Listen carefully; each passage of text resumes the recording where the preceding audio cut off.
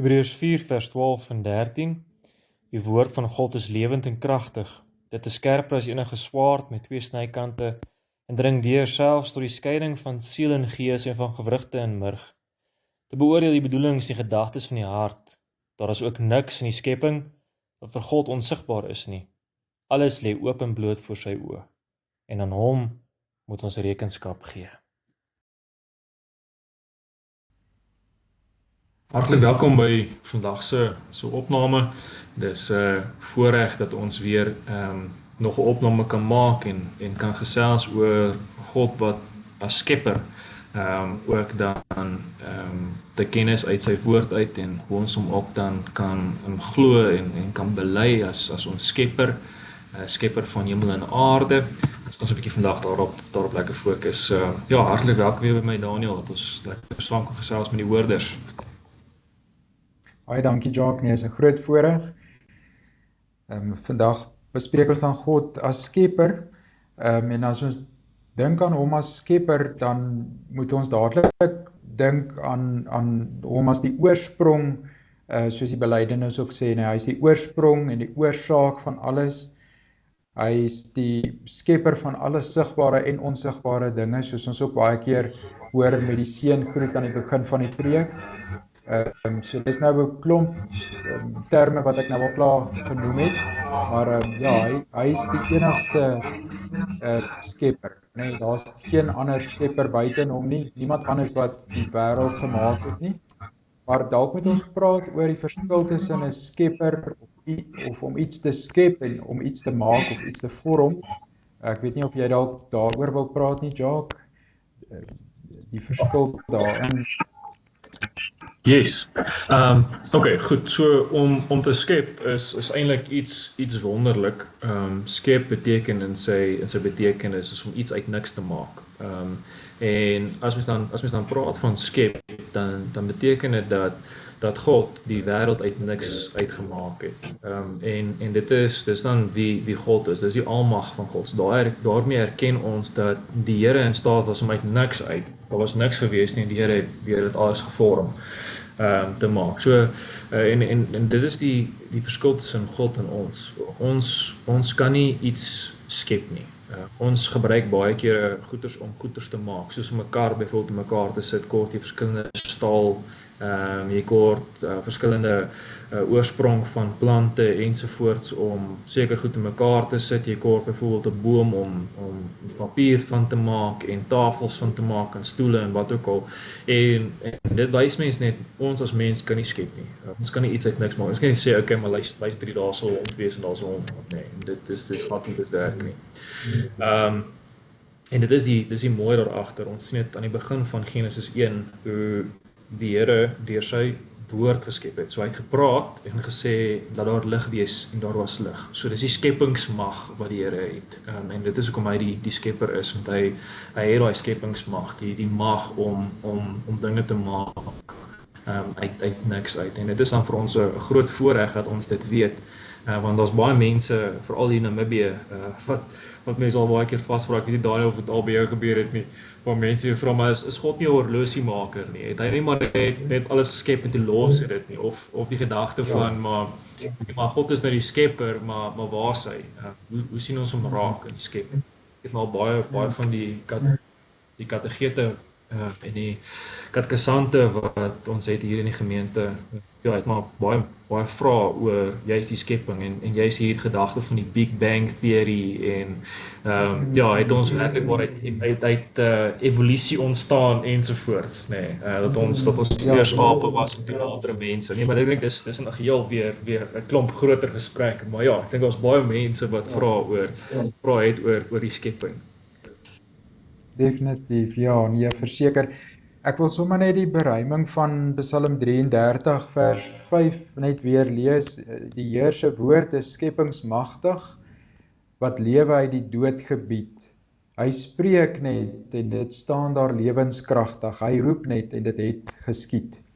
So hier sien ons ook, nee, geen mens kan dit doen nie, nee, kan net roep of praat en dan is dit daar nie, nee, en dit is hoekom ons nou oor dit gepraat het, dat 'n mens kan nie skep nie. Ek het nou weer in die week 'n televisieprogram gekyk, op kyk net nogal Afrikaans en alles in ons kultuur en in ons konteks. Toe sê die ou ja, hy is die skepper van daai en daai program op kyk net. En jy weet hoe verkeerd is dit om dit te sê en hoe maklik sê mens dit deesdae. En dit is onmoontlik, soos jy mooi gesê het, ons mense het materiaal nodig om iets te vorm of iets te maak, dis reg, maar ons kan nie iets skep en net, daar was niks en nou is daar ewe skielik iets nie, dis net onmoontlik, is net God wat dit kan doen. So, dat ons woorde ook tel wanneer ons dan ook oor hierdie dinge praat, is baie belangrik. En dit verduidelik eintlik baie mooi, nee, as mens dan sien, Genesis 1, dat die Here deur sy woord geskep het, verklaar dit vir ons hoekom alles ontstaan het. Wetenskaplikes sê baie mooi duidelik, nee, as mens nou in die wetenskap selfs as ongelowiges wil betwyfel, dan is daar 'n krag wat 'n ander krag in werking is. Dus byvoorbeeld jy voor jy voertuig in die beweeg kan sit, kort daar 'n motor en kort daar brandstof en kort daar allerlei meganismes wat saamwerk om die voertuig in beweging te sit. Net sowel as dit kom by 'n atoom wat moet split of 'n atoom wat in werking moet kom of tot lewe moet kom. Nee, dit is werklik waar die krag van die Here wat daar gebeur. So die Big Bang theory, kom ons bas net geraai myth, daai mite, die Big Bang theory ontstaan nie. Soos daar kan nie enige ontploffing wat vandag gebeur, jy kan maar gaan kyk in oorlog wat reguit oor die land gebeur, Oekraïne se oorlog wat nou gebeur en die oorlog wat hier bo in Afrika gebeur, met elke ontploffing is daar vernietiging. Daar's nie iets wat geskep word of iets anders wat plaasvind, dat byvoorbeeld daarna uit die duisende mense wat nou ontplof het, nou weer 200,000 mense ontstaan nie. Dis nie hoe dit werk nie. So, Big Bang Theory is heeltemal tot niet gemaak. Wat vir ons mooi is dit trek weer die lyn weer terug na God toe, dat ons moet sê, God is die enigste ware lewende God, wat in staat is om alles te skep. Daar's geen God soos hy nie. Dis hoekom hy die skepper is, en ons moet hom dan erken as die een wat waarlik die enigste God is. Daar's nie ander God soos hy nie. En dis hoekom ek wil graag Psalm 104 lees, waar daar staan, ek wil die Here loof, Here my God, U is baie groot, U is bekleed met koninklike luister, U is met 'n kleed van lig omhul, dit is U wat die hemelkoepel soos 'n tentdoek gespan, en vir U 'n woonplek ingerig het oor die waters daarbo.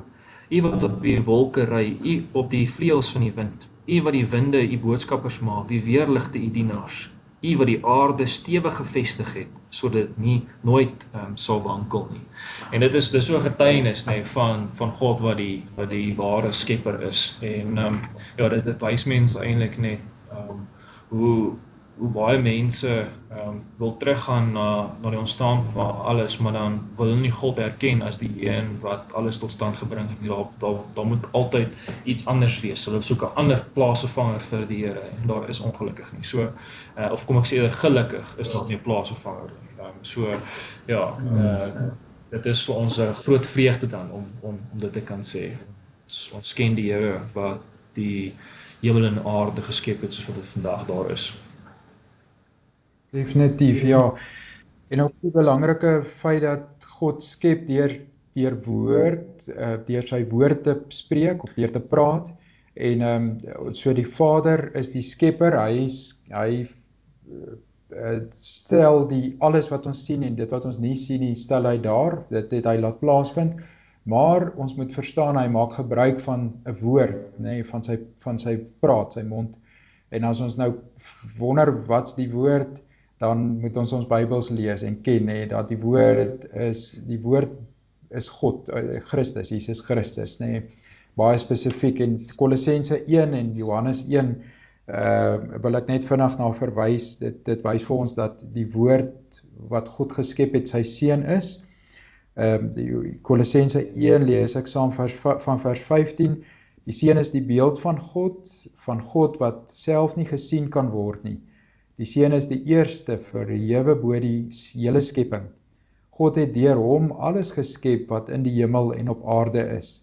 Alles wat gesien kan word en alles wat nie gesien kan word nie. Konings, heersers, maghebbers, gesagvoerders. Alles is deur hom en vir hom geskep. So hier sien ons dan raak dat God skep deur gebruik te maak van sy woord of dan nou sy seun Jesus Christus. As ons ook kyk na Johannes 1, die evangelie volgens Johannes, dan is dit ook vir ons baie duidelik daar waar hy sê sommer in die begin in die begin was die woord daar en die woord was by God en die woord was self God. Hy was alreeds in die begin by God. Alles het deur hom tot stand gekom. Ja, nie 'n enkele ding wat bestaan het sonder hom tot stand gekom nie. In hom was daar lewe en die lewe was die lig vir die mense. En dan gaan dit aan. So hier sien ons dat Jesus Christus die woord van God is en dat God geskep het deur sy woord, deur sy seun Jesus Christus. En dit wys ons ook dat God, jy weet Jesus Christus al van die begin af daar was, nee, of daar is, dat hy ook van ewigheid tot ewigheid bestaan. Die drie eenheid kan ons ook hierin raak sien. Maar dit is iets wat ons al oor gepraat het, maar net dat die luisteraars verstaan dat God die Vader die skepper is, maar hy skep deur sy seun Jesus Christus. En dis nog as mens as ek eens 'n bietjie daarby 'n toevoeging kan maak, as ons nou praat van uit Kolossense dat God die Vader die skepper is van alles in die hemel en op aarde is, dan moet mens weer op terug die saak van die feit dat die Here die skepper is van die hemel op terugtrek na Genesis 6 toe, waar die Here ook wys maar hy is die skepper van engele.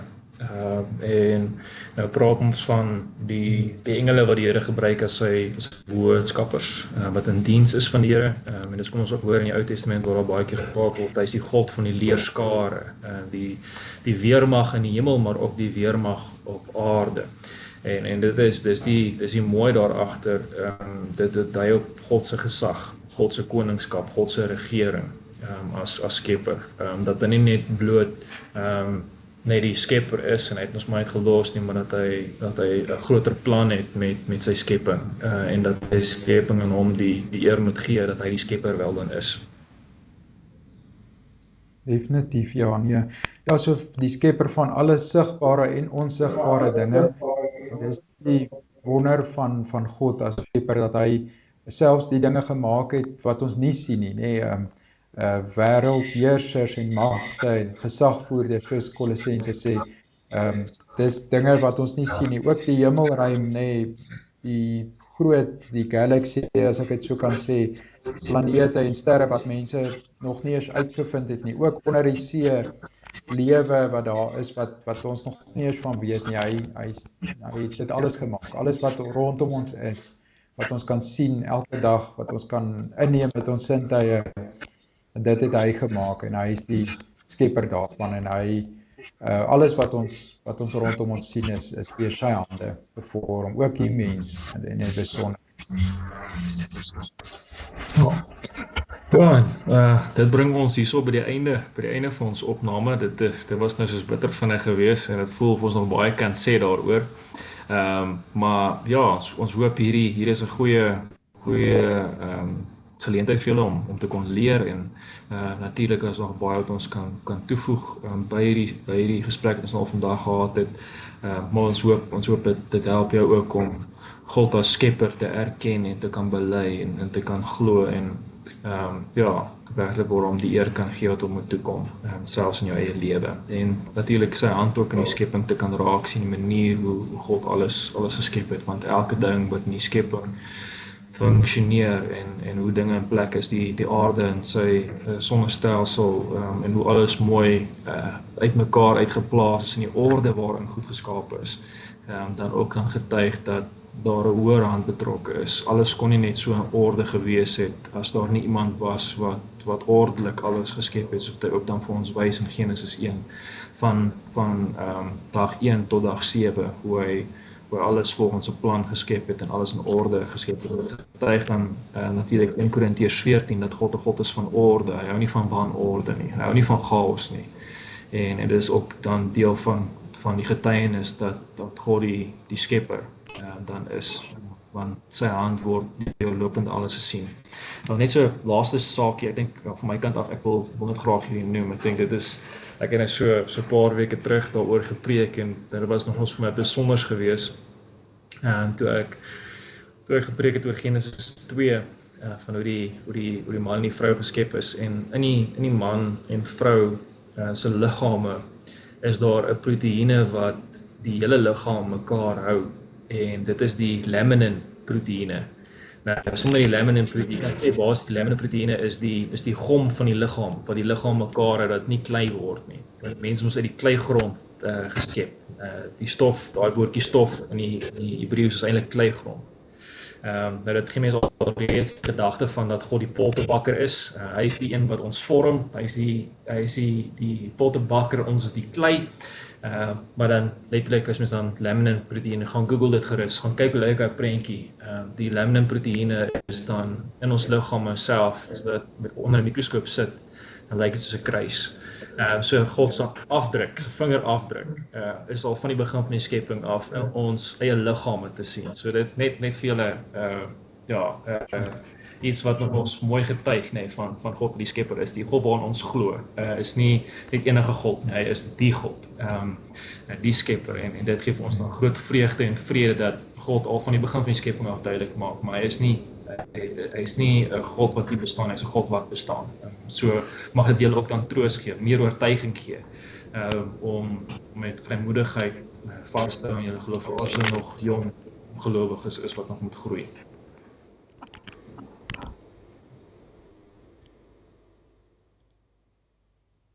Dankie Daniel. Ja, groot plesier. Dankie Jacques. Is wonderlik, joh. Die laaste opmerking van jou nou oor die laminin proteïene is wonderlik om te hoor. Ek het nooit dit geweet nie. En dit wys mens maar net weer oor die grootheid van God. Joh, ek gaan verseker bietjie die prentjies gaan kyk. Dankie.